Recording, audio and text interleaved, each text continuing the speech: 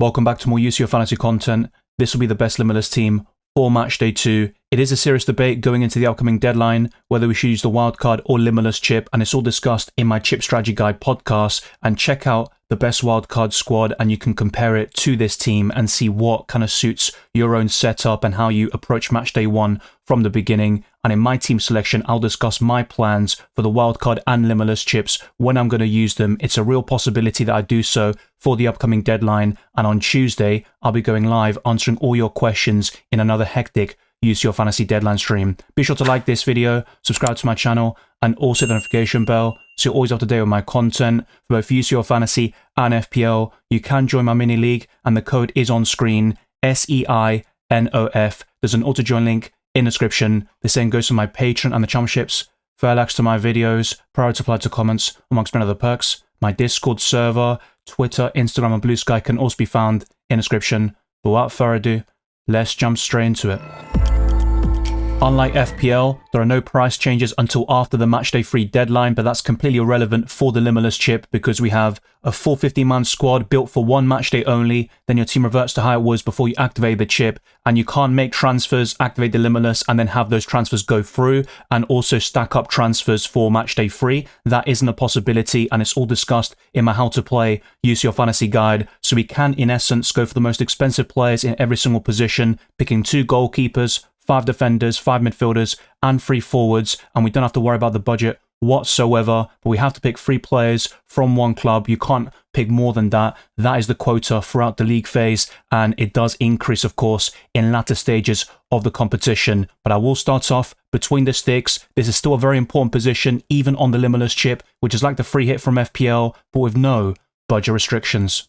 Despite losing the Madrid derby 5-2 to Atletico, Real Madrid still have the best chance of a clean sheet in Matchday 2, facing Kara Almaty away from home, and Courtois is one of the best goalkeepers in recent years, especially in the Champions League with that heroic performance against Liverpool in a Champions League final only a couple of years ago. He does cost 6 million, but it doesn't really matter because you have the unlimited budget to build the ultimate squad for Matchday 2 here. Now, there is another alternative playing on the same day, the 30th of September, that could rival him in Jan Sommer, but I'm going to cover Inter Milan defensively in a different fashion, and towards the end of this podcast, I'll show alternative picks in every single position, so you've got different ideas, and if you feel like you're going too in on certain clubs, either defensively or in the attack, you can balance things out a little bit more. And I'll also refer to the clean sheet odds towards the very end of this podcast as well. But the second goalkeeper who plays on the Wednesday is David Raya, and Arsenal boast one of the best defences in Europe. They conceded to Newcastle on Sunday, but managed to turn things around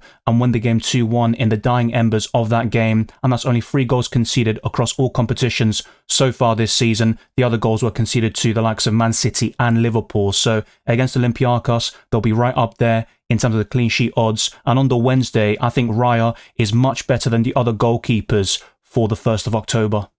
There is a common theme over the years of Gabriel making a critical error and then making up for it in the same game, and he has improved with these kind of errors and mistakes over the last couple of seasons, but he has also scored in big moments. That 96th minute winner against Newcastle was the latest addition on Sunday. He has also scored against Man City at the Etihad, Liverpool at Anfield, and also Tottenham Hotspur in that London derby away from home. So I think Gabriel is capable of big moments, and he's also getting DEFCON, defensive contribution points, in FPL consistently for a premium defender, and in UCL Fantasy he delivered 9 points against Athletic Bilbao in Matchday 1. There is a slight chance of rotation, especially if the likes of Hincapié are available. He had a small injury problem, and Arsenal's defensive depth is ridiculous. They've essentially got 2 solid options in every single position. So in the occasional Champions League game, especially at home against a weaker opponent, they can rest certain players and still get the job done and deliver a clean sheet. That's why David Raya might be the safest pick in this Arsenal defensive line, but Gabriel should start in Matchday 2, and he's got that bullet header in him,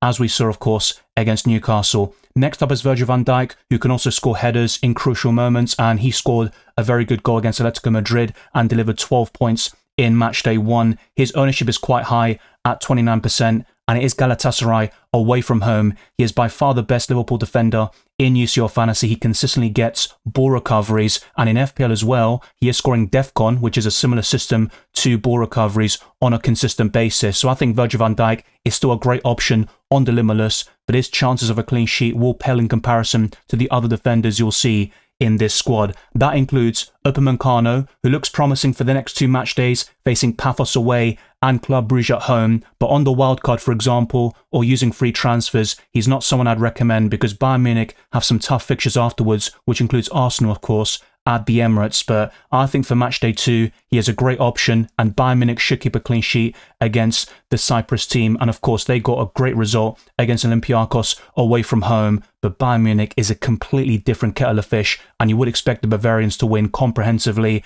and maybe deliver points on all fronts. You could even entertain a double or triple up in the attack. And of course, a double up defensively could be quite differential on the Limitless chip, but I think 1 is enough, and Upamecano can get ball recoveries and give you 7-8 points quite comfortably. I'm now going to go for 2 defenders from the same team, and you could also go for 1 goalkeeper and then have them covered defensively in the defense. That sort of structure is what I normally prefer when doubling up on a defense, but Denzel Dumfries is a brilliant option facing Slavia Prague at home. They're unbeaten across 10 matches, and that includes a 2-2 draw in match day 1, but I have to say Slavia Prague did kind of fumble that. They were 2-0 up against Bodo Glimt, and they should have sealed that victory, and Inter Milan have bounced back, and it all started with that 2-0 win away from home against Ajax, and they're getting a few clean sheets now in Serie A and pushing up that table to compete with Napoli and Juventus. So Dumfries is the best Inter Milan defender. You've also got Bastoni, and someone who scored over the weekend is DeMarco. So having both of them could be brilliant. They are both very attacking wing backs with a lot of attacking potential. They can score from open play and deliver the odd assist. There's a slight chance of rotation always with the likes of DeMarco, but if he gets 60 plus minutes, there's a great chance of a massive return. And this defensive line offers you clean sheet potential, ball recoveries, and attacking threat from all areas. A massive differential in UCL Fantasy with a very high ceiling is Bukayo Saka. His home record in the Champions League is brilliant for Arsenal, and against Olympiacos, assuming he starts this game, he has one of the best ceilings of any midfielder in the Champions League, and he could get a double-digit return, especially on the Wednesday where the captaincy options will pale in comparison to the Tuesday where you've got Mbappe and Kane stealing the show, and choosing between those two will be extremely difficult. But on the Wednesday, I think Saka is one of the better alternatives for the captaincy. That could be very crucial if you get it wrong on the Tuesday, and Saka will be very underrated in the grand scheme of things. But in terms of recent performances, he only just came off the back of an injury, and his performances haven't been great. He was subbed off against Port Vale and Newcastle and didn't do much in either game, and Arsenal inevitably scored 2 goals after that sub was made against Newcastle on Sunday. And his best appearance was probably against Man City at half-time, coming on as a substitute. But if he starts in the Champions League and gets 60-70 minutes, I think Saka could get a massive return, even though he's probably not on penalties anymore. Victor Gyökeres, according to multiple reports, is the main penalty taker right now, and Saka would be second in command, and he would share them with Odegaard if Gyökeres isn't on the pitch. So Saka does make it into this team, and I'm also going to go for a Liverpool player here in Mohamed Salah, who got a double-digit haul against Atletico Madrid in match day 1, and facing Galatasaray away, I still think Liverpool will create multiple chances. Against Crystal Palace in their 2-1 defeat, they still created 6 big chances, and they probably should have scored a few more goals there at Selhurst Park, but equally, their defence was quite shocking, and they conceded 7 big chances, so that could put you off from that Virgil van Dijk pick, for example. But with Salah, he is still a brilliant option in UCL Fantasy, and he always does well in the league phase. But we've got 3 more midfielders to complete this sort of setup, and you have so many players to choose from in match day 2. One of them is Elise, facing Paphos away. He provided an assist against Chelsea, and his goals and assist record for Bayern Munich this season is incredible, and he can be frustrating at times, but Elise at his best is a quality player, and he certainly should cost more than 8 million in UCL Fantasy. It's a very kind of no-brainer pick on paper, facing Paphos away. The fixture is there, his form is certainly there, and Bayern Munich have won 11 consecutive games across all competitions, so I think it's a great pick, and tripling up on Bayern Munich is a great option on the Limitless. And the same goes for Inter Milan, and having 1 midfielder in here, and Çalhanoğlu is still the main penalty taker. Going for this sort of setup with Dumfries, DeMarco and Çalhanoğlu, and of course Sommer in goal is a great alternative. It does deprive you of that Inter Milan forward, but we've got so many big hitters up front that I don't think there's space for Lautaro Martinez or Thuram over the names that are going to be mentioned very soon. But Çalhanoğlu is a nice way of covering that Inter Milan attack. He scored 10 points against Ajax with 2 assists, and he can score defensive contribution points, or ball recoveries, I should say, in UCL Fantasy. So I do like this pick at 7 million, and it's not even really too much of a debate anyway. On the Limitless chip, you might be tempted to go for the most expensive options and replace him with Yamal, who got an assist in 1 minute after making his return against Real Sociedad, but I still think Çalhanoğlu is a very good option against Slavia Prague at home. And the final midfielder has been quite inconsistent this season, but in the last couple of matches, he is getting more goals and assists on a regular basis, and that's Vinicius Jr., who got a 1-pointer in Matchday 1, but I think he'll start against Kara Almaty. And remember, we get those lineups, of course. It's the early kickoff on Tuesday, and in my deadline stream, I'll be covering if Vinicius starts or not. If he gets the nod, he will have such a high ceiling and be right up there for the captaincy, maybe just behind the likes of Mbappe and a few others, but he could be in that top 5 overall and be a promising differential with 13% ownership. It's not the lowest ownership figure you'll ever see, but in comparison to the other template picks and premiums, I think Vinicius Jr. could help you rise up those mini leagues and the rankings for Matchday 2. A bit longer term on the wild card and with free transfers, I wouldn't recommend this pick so much, but I think it's a perfect opportunity using this chip to capitalize on Real Madrid and double or triple up on their attack. And in this case, of course, I'm going for 2 of them, with Vinicius Jr. completing this midfield, and he was a forward last season in UCL Fantasy. But let's now move on to the 3 big hitters up front. They're arguably the 3 best goal scorers in world football, and their records speak for themselves. A game-changing moment in my FPL season was triple captaining Haaland in Game Week 6 against Burnley. It wasn't going too well. He had 1 assist and Man City were going to win 3-1, but towards the very end of the game, he stat-padded and scored 2 late goals, and that produced a massive haul. That's now 8 goals in 6 Premier League matches, and he's also the quickest player in Champions League history to reach 50 goals in just a matter of 49 games. These stats are ridiculous, and in the Champions League, he has more goals than games played. So facing Monaco away, who are conceding chance after chance and multiple goals, I think Erling Haaland will be one of the very best captaincy options, and on a Limitless, he is still far above the likes of Lautaro Martinez, Thuram, Guirassy. As good as they are, I wouldn't go for them over Haaland on the Limitless chip. The same goes for the next 2 forwards, who are arguably even better than Erling Haaland this week. The only problem is they play on the same day, of course, on the 30th of September, and choosing between them for the captaincy will be extremely difficult. You could argue you can't go wrong, but sometimes when you feel that way, it certainly does, and there's a massive swing. Harry Kane has 33% ownership. He is a template pick, but he was quite underrated and also a bit of a differential in Matchday 1 facing Chelsea at home, where he produced 15 points. He won a penalty, scored a brace, and he is a game changer for Bayern Munich. He has been outstanding for them, and his goal record for the Bavarians is also scary. I believe he's got over 100 goals for them already in a matter of 104 games, the quickest of any player in Europe's top 5 leagues in the history. So Kane is a brilliant option. You can't go wrong with him. I captained him in Matchday 1 last season, and he got over 20 points, I believe. So I do have good history of Kane in UCL Fantasy, and on the Limitless, he would surely come in, even on the wild card, despite the fact that Bayern Munich have tough fixtures after Matchday 3. And the final player is Kylian Mbappe, who scored in that 5-2 defeat against Atletico Madrid over the weekend, and he's also scoring at such a consistent rate. He was showing incredible form before the Club World Cup, then he got an injury and that set him back a little bit, but since his return for club and country, he's scoring and assisting in virtually every single game, and it will be interesting to see who wins the European Golden Boot and the Champions League Golden Boot between Haaland, Kane and Mbappe. Without a doubt, it's a unique opportunity to have all 3 of them in your UCL Fantasy team, whilst also going for premium midfielders and defenders. So the Limitless in Matchday 2 is extremely underrated. A lot of the top teams throughout Europe have great fixtures, with the exception of Paris Saint-Germain, who face Barcelona, and there are multiple injuries to report there. Both Vitinha and Kvaratskhelia were subbed off due to injury on Saturday. That is certainly one to monitor, and both Rafinha and Joan Garcia will be out for the next month. Those are massive blows for the Catalans, but Yamal's return will be very promising, and he's another one who's getting goals and assists on a consistent basis, and you might want to replace a Saka, for example, with Yamal, who has been so consistent this season and for the last year for Barcelona. With the captaincy, I keep it quite simple, so the way you kind of order it is by date. So on the 30th of September, on the Tuesday, it's between Mbappe and Kane as the top 2 options, not just for Tuesday, but also throughout Matchday 2 in general. But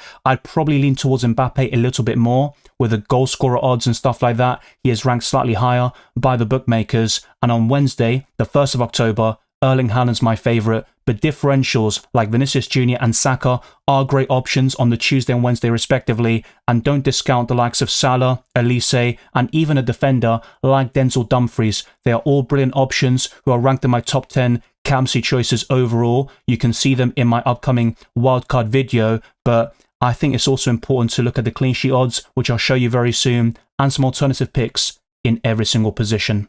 I will give the team at UCL Fantasy a bit of credit because a lot of the flags and injuries have been updated more proactively than they have done in previous seasons, where you would probably see the likes of Rafinha being red flagged on the Monday only a few hours before the deadline. That will certainly help casuals and those that are just building a UCL Fantasy team very quickly to know the kind of key information and which players are available. But a few flags for Lautaro Martinez and Yamal, for example, haven't been cleared yet. They should do in the next couple of hours going into the Monday. Both of them were involved in goals over the weekend. Lautaro scored and Yamal got an assist for Lewandowski's winning goal against Real Sociedad, and both of them are highlighted in this alternative pick section. But the likes of Kane, Mbappe, Vinicius are still all here. The same goes for Elise, Salah, Dumfries, Upamecano, an Arsenal defender, but I've gone for Saliba this time round. He's a bit more expensive than Gabriel. I think he will start in Matchday 2, but don't be surprised to see Arsenal rotate. They do have another game on Saturday, so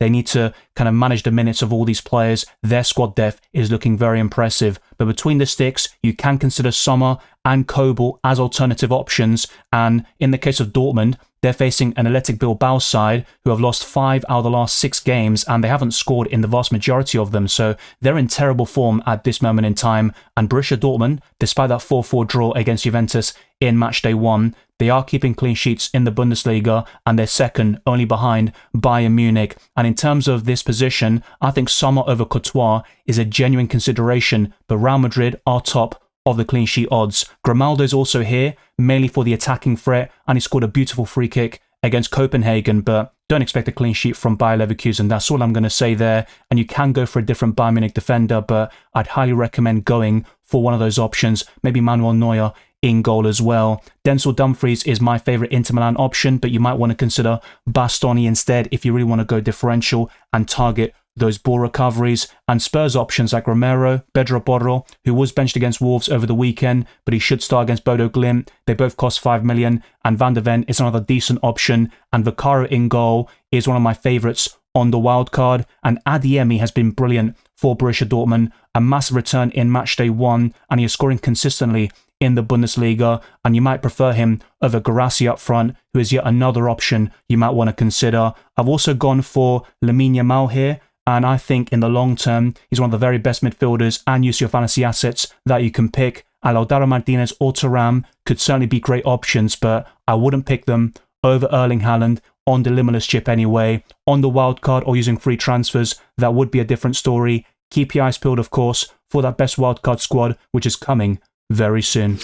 As always, let me know your thoughts down in the comment section below. Do you like these new graphics for UCL Fantasy this season? For the clean sheet odds in Matchday 2, Real Madrid are top, facing Kara Almaty away, and this will be a very common theme this season. Whoever plays Kara Almaty will be top of the clean sheet and goal scorer odds. Bayern Munich are second, facing Paphos away with a 57% probability, so only just behind Real Madrid in the pecking order. And Arsenal are third, facing Olympiacos at home. Inter Milan, Chelsea and Atletico Madrid complete the top 6. I have to disagree though with the Chelsea and Atletico picks because they are facing very good attacks. Frankfurt was 6-0 up against Borussia Mönchengladbach over the weekend and conceded 4 goals towards the very end of the game. So I think Atletico Madrid, who obviously were very impressive against Real Madrid, that could be a very high-scoring game, and I wouldn't be advocating for those Atleti defenders or Oblak in goal. And Chelsea have been dire defensively with multiple red cards in the last couple of matches in the Premier League, and they're also facing a Benfica side who are now coached by Jose Mourinho, the special one, making his homecoming at Stamford Bridge. Then you have Kara Almaty in last place with a 4% probability of keeping a clean sheet against Real Madrid, and these stats are taken by the website fantasyfootballpundit.com. I'll refer to this website in many of my videos this season. You can see even more clean sheet probabilities with the likes of Borussia Dortmund, Marseille, Napoli, Man City, Atalanta, Liverpool, and Newcastle near the top. And a lot of these kind of chances and probabilities are very close to each other, so there isn't much separating all of these teams, and now you can see the bottom ranked options for Matchday 2 in terms of their chances of a clean sheet. But you might want to be bold and pick defenders from some of these teams and maybe even a goalkeeper, but I do like those ranked near the top, not just for Matchday 2, but also in the long term. In my wildcard video, I'll be showing you the goal scorer odds and the top 10 captains. The same goes for the best 15-man squad, adhering to a budget and not just thinking about Matchday 2, but also the long term. That is extremely important to get things spot on there. And looking at the fixtures, I do provide an analysis of the FDR, the fixture difficulty rating, in my chip strategy guide. So be sure to check that out and all my UCL Fantasy content by liking this video, subscribing to my channel, and also hitting that notification bell. So always up to date on my content, both FPL and UCL Fantasy. Stay tuned for the upcoming team selection, the wildcard squad, and the deadline stream on Tuesday. Follow me on X, Instagram, and Blue Sky, DylanRCM, and check all the links in the description for my Patreon and the championships, further links to my videos, prior to apply to comments, amongst many other perks. My Discord server, the UCL Fantasy League, and Spotify can also be found in the description. I'll see you on Tuesday for the next UCL Fantasy deadline stream, and keep your eyes peeled for more FPL content.